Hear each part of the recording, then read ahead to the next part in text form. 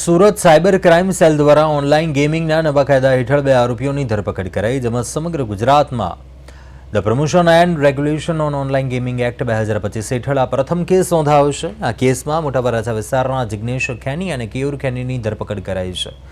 આરોપીઓ વેબસાઇટના આઈડી અને પાસવર્ડ ગ્રાહકોને આપીને ક્રિકેટ, સટ્ટા, બેટિંગ અને કેસિનો ગેમ્સ રમાડતા હતા। ત્યારે પોલીસ દ્વારા આરોપીઓ પાસેથી કુલ 1,80,000ની કિંમતના 4 મોબાઈલ ફોન જપ્ત કરાયા છે અને આ નેટવર્કમાં સામેલ ગોલ્ડી નામના વ્યક્તિને પોલીસ દ્વારા વોન્ટેડ જાહેર કરાયો છે।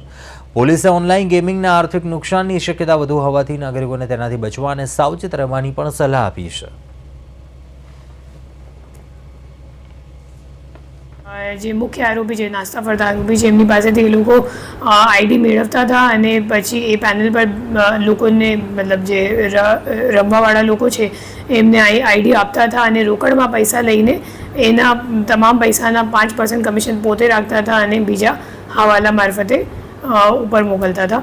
તો એવી રીતની એક ગેમિંગની અહીંયા ચાલુ છે કામગીરી અને એમાં અમે લોકોએ 2 આરોપીની ધરપકડ કરી છે અને જે ગુનો છે એ નવો કાયદો એક છે promotion and regulation of online gaming act 2025 જે ગયા સાલમાં જ એન્ફોર્સ થયેલું છે।